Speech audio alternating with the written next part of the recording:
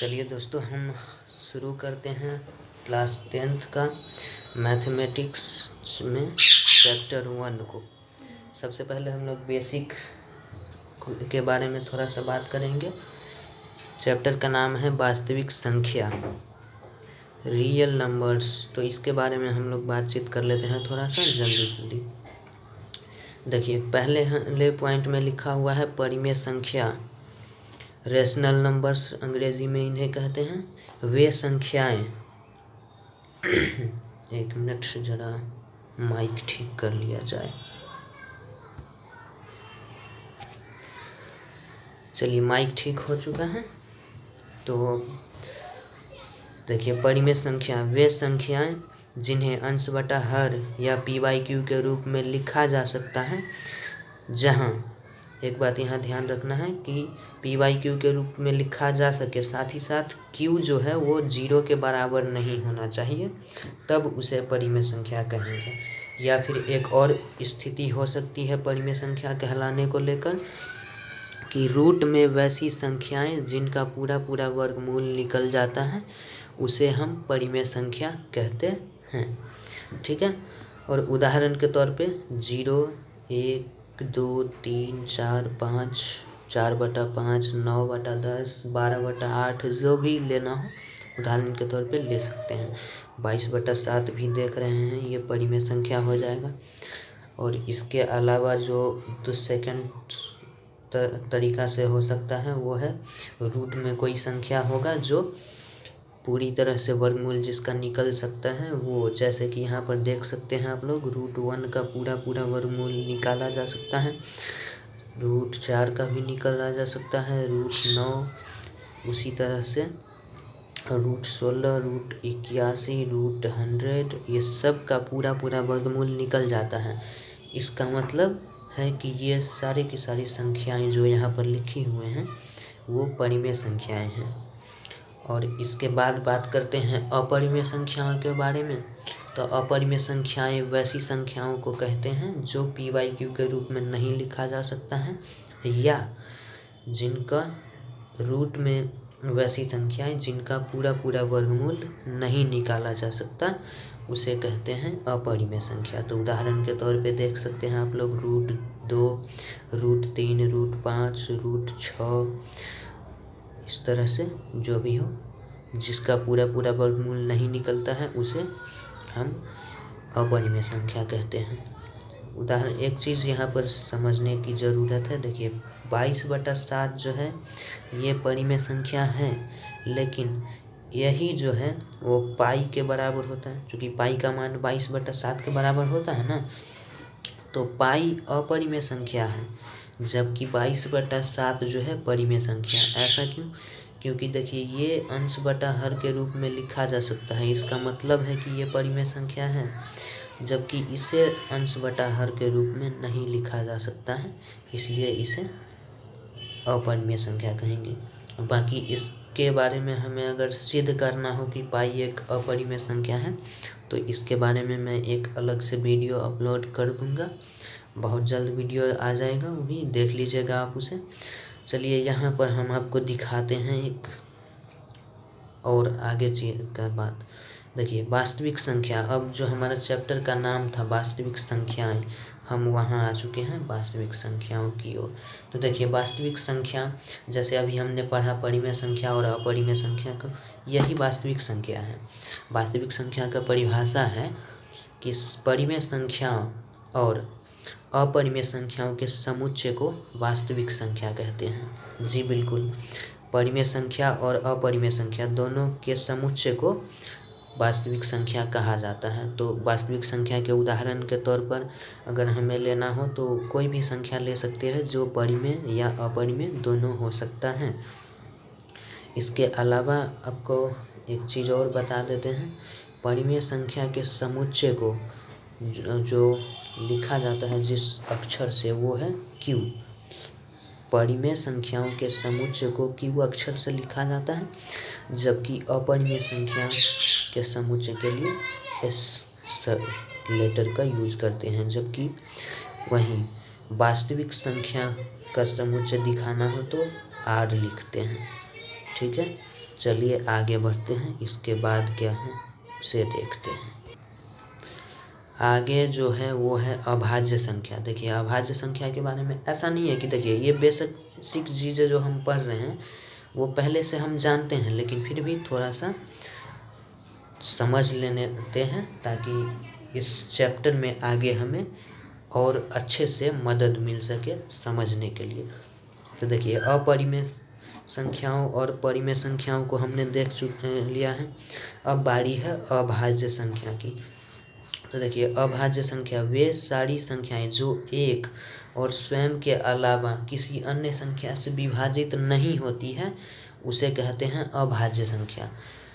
उदाहरण के तौर पर 2, 3, 5, 7, 11, 13, 17, 19, 23 इस तरह से जो भी संख्याएं आती हैं वो सारी की सारी अभाज्य संख्या हैं। यहाँ पर नोट के रूप में लिखा हुआ है 2 सबसे छोटी अभाज्य संख्या है, और एक और बात लिखा हुआ है 2 एकमात्र सम अभाज्य संख्या। देखिएगा यहाँ पर नज़र दौड़ाइएगा तो ये 2 जो है वो एकमात्र ऐसा संख्या है जो अभाज्य भी है और सम संख्या भी है। तो इसका कोई भरोसा नहीं है कि ऑब्जेक्टिव में ऐसा सवाल पूछ दे कि सम अभाज्य संख्या निम्नलिखित में से कौन है। तो आपको बता दिए कि एकमात्र 2 ही है जो सम अभाज्य संख्या है।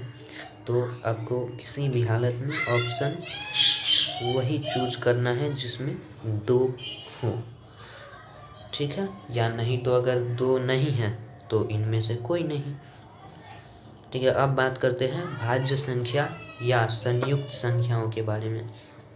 इसमें से एक सवाल तो ज़रूर पूछे जाएंगे ऑब्जेक्टिव में, जिसको कि यहाँ पर मैंने मेंशन कर रखा है ऑलरेडी। निम्नलिखित में से इसको पूछता किस तरह से है वो देख लीजिए। निम्नलिखित में से कौन सबसे छोटी अभाज्य संख्या है। तो 4 सबसे छोटी भाज्य संख्या है या संयुक्त संख्या है। ज़्यादातर संयुक्त संख्या के नाम से पूछता है कि कौन सबसे छोटी संयुक्त संख्या है। तो हमारा जवाब हो जाएगा 4।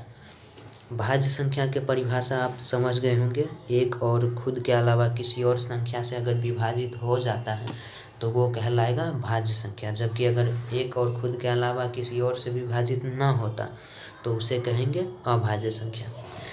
वही बात कर लेते हैं हम एक और चीज़ के बारे में। एक कन्फ्यूजन रह जाता है बच्चों में इन तीनों चीज़ों को लेकर। 2 सबसे छोटी अभाज्य संख्या है, ये याद रखिएगा।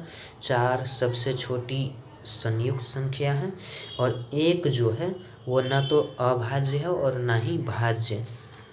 तो ये वाला भी आपको याद रखना है, क्योंकि बहुत से बच्चे कंफ्यूज हो जाते हैं।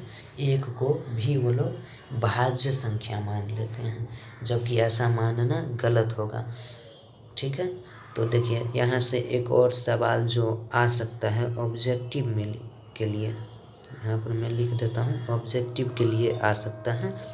वो ये हो सकता है कि सबसे छोटी अभाज्य और सबसे छोटी भाज्य या सबसे छोटी संयुक्त संख्या का मौसम क्या होगा। इस तरह से अगर कोई सवाल पूछते हैं तो आपको पता है सबसे छोटी अभाज्य संख्या जो है वो है 2 और सबसे छोटी संयुक्त संख्या जो है वो है 4। तो इसका एलसीएम निकालेंगे तो 2 बार में लग जाएगा 4। तो ये कैंसिल 0 हो गया, शेषफल 0 हो गया, जिससे भाग दिए उससे हो गया, तो ये हो गया इसका एचसीएफ। तो इसका एचसीएफ हो जाएगा 2, ठीक है। आंसर ये हो गया 2, ठीक है। इस तरह से अगर ऑब्जेक्टिव में पूछता है तो ये क्या हो गया, ये तो दिखा ही नहीं होगा आपको। जब क्वेश्चन तो दिखा होगा, चलिए आंसर खैर समझ में तो आ ही गया होगा आपको। ये एक बार मैं फिर से बता देता हूँ इसको, देखिए इसी चीज़ को। यहाँ सबसे छोटी अभाज्य संख्या 2 हो गया, सबसे छोटी संयुक्त संख्या 4 हो गया। इसका एचसीएफ निकालना आपको पता है कैसे निकालते हैं। इसका एचसीएफ हो गया 2, ठीक है। तो ऑप्शन में 2 जहाँ हो उसे हम सेलेक्ट कर लेंगे, ठीक है। ये क्या हो रहा है आज? एक्चुअली ये मेरा पहला वीडियो है, तो मैं ठीक से समझ में ही नहीं पा रहा हूँ मैं कि कैमरे को किस पोजीशन में रखूँ। इसके लिए मैं माफ़ी चाहता हूँ। मैं वीडियो को आगे बढ़ाता हूँ। अब बात करेंगे हम लोग सह अभाज्य संख्या के बारे में। तो देखिए, सह अभाज्य संख्या को लेकर भी एक ना एक सवाल तो ऑब्जेक्टिव में ज़रूर रहेगा, इसलिए इसे समझना भी आपके लिए बहुत ज़्यादा ज़रूरी है।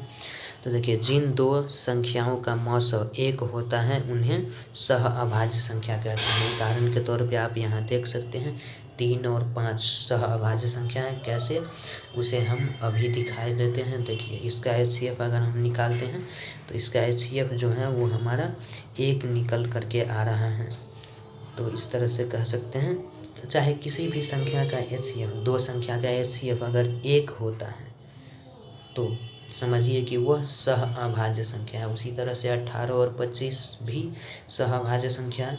आपको बता दें कि ये 18 और 25 2023 मतलब 22 में जो सेंटअप एग्ज़ाम हुआ था उसमें ये सवाल पूछे हुए था। चलिए खैर आगे बढ़ते हैं हम लोग। इसके अब जो इस चैप्टर का वो अंश आया है जो कि आपके लिए समझना बहुत ही ज़्यादा महत्वपूर्ण है। देखिए, वैसे इस कॉन्सेप्ट को हम बहुत पहले से जान रहे हैं, भाज्य बराबर भाजक गुने भागफल प्लस शेषफल के रूप में। इस रूप में हम पहले से जानते हैं इस कॉन्सेप्ट को, लेकिन इसी को थोड़ा अब नए ढंग से हम यहाँ देख रहे हैं यूक्लिड विभाजन प्रमेयिका के रूप में। तो देखिए, यहाँ पे लिखा है कि 2 धनात्मक पूर्णांक a और b दिए रहने पर ऐसी अद्वितीय पूर्ण संख्याएं q और r विद्यमान है कि a बराबर बी क्यू प्लस r। जहाँ एक चीज़ और ध्यान रखना है कि इसमें r जो है वो शेषफल है। ये सब के बारे में मैं थोड़ी देर में बता देता हूँ। r का मान जो है वो देखिए यहाँ पे लिखा हुआ है r is greater than 0। Sorry, इसको बोलते हैं r इज ग्रेटर देन और equal to 0 and less than b। ये हुआ इसका मतलब कि 0 से बड़ा या बराबर हो सकता है, लेकिन b से छोटा होगा क्या, r का मान हमेशा। तो इसी चीज़ को हम लोग यहाँ a जो है वो भाजक है, भाजक बोल दिए, सॉरी, ये भाज्य है, ये भाजक है, ये भागफल और ये शेषफल है, ठीक है। उसी को यहाँ पे लिखा हुआ है। यूक्लिड विभाजन प्रमेयिका को आमतौर पर लोग यूक्लिड विभाजन एल्गोरिथम भी कह दिया करते हैं। एल्गोरिथम के बारे में बात करें तो यह एक सुपरिभाषित चरणों की श्रृंखला होती है जो एक विशेष प्रकार की समस्या को हल करने की एक प्रक्रिया अथवा विधि प्रदान करती है, ठीक है। और इसी तरह से है प्रमेयिका के बारे में भी, यह एक सिद्ध किया हुआ कथन है जो एक अन्य कथन को सिद्ध करने में प्रयोग किया जाता है।